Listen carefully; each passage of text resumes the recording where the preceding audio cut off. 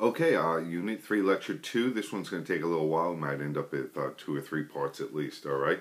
We're going to start in 1787, Philadelphia, the Constitutional Convention. Remember, Shays' Rebellion shows our founders how weak the national government is. They need to do something about it. So they decide to meet in Philadelphia and work some things out. We're going to see a bunch of arguments. We're going to see arguments between the small states and large states over representation in Congress. Arguments between the states on how much power should the federal government have? How much do they have to share with the federal government? All right, and that's a concept we need to know. The idea that the states and the national or federal government share powers, all right, divide them amongst them, is called federalism, okay? We want to remember federalism, F-E-D-E-R-A-L-I-S-M. All right, we have a federal system of government. In order for the delegates to come to agreement on their different arguments, they had to compromise. Okay, we want to know compromise means everybody gets some of what they want, nobody gets all of what they want. All right, so most of the times when we compromise, everybody's unhappy. All right, 2 Virginians are going to play a huge role at the Constitutional Convention. We have James Madison, who we'll call the father of the Constitution, the little man with the big brain. All right, he's going to come up with the Virginia Plan. All right, we have George Washington, who presides over it. He's the guy with the gavel, runs the meetings, all right? His name lends a great deal of credibility to the convention, all right? People are more likely to put up with what they come up with there because of Washington's participation, all right? Another thing about Madison, remember, he keeps a great deal of notes, all right? Great deal. So he gives us the record of what went on because it's very secretive that summer.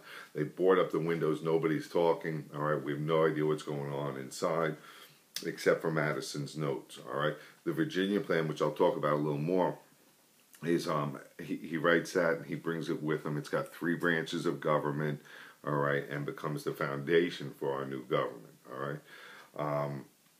Again, Washington, he doesn't really participate, but his name lends a lot of credibility to it.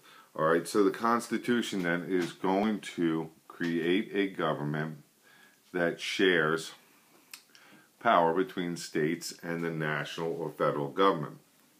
All right, the Constitution is also going to protect the rights of individuals, us, especially through the amendments, all right, the Bill of Rights, and the states, okay? And it also provides for a system of orderly change through the amendment process itself, all right? Change was very, very hard under the Articles of Confederation. It's still very difficult, but possible, all right? And they make sure that it's possible with the amendment process, and amendments are changes to the Constitution. The Constitution also makes federal and national laws the supreme law of the land, okay,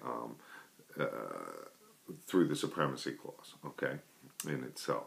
And it's the job of the Supreme Court to determine constitutionality, and how things fit with it, especially since the time of John Marshall, something we'll discuss more later on. So this supremacy means whenever a state law contradicts with the Constitution, national law wins, all right? All right, I'm getting ahead of myself. We'll get back to the convention. We're going to have a disagreement between large and small states, all right, which is over representation. And when we talk about large and small, we're talking about size of population, not area, okay? And they're going to fight over how they're going to be represented in Congress, all right? Madison, like I said, brings the large state plan. That's going to call for a bicameral legislature. That's 2 houses, okay, 2 houses. And in those houses, a representation will be based on population of the states, okay, proportional representation. The small state plan is the New Jersey plan. That's going to call for a unicameral legislature, 1 house, with equal representation throughout. So it's very, very similar to the Articles of Confederation, all right? So the small states say, hey, large state, your plan sucks. We're not going to do it. The large state says, hey, we're not going to do your plan either. It's not working out.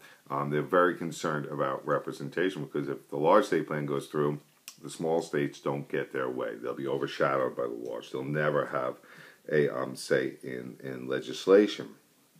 All right, so we have to work something out here, and I'm running out of time on this one, so it's going to be continued on Section B with the Great Compromise.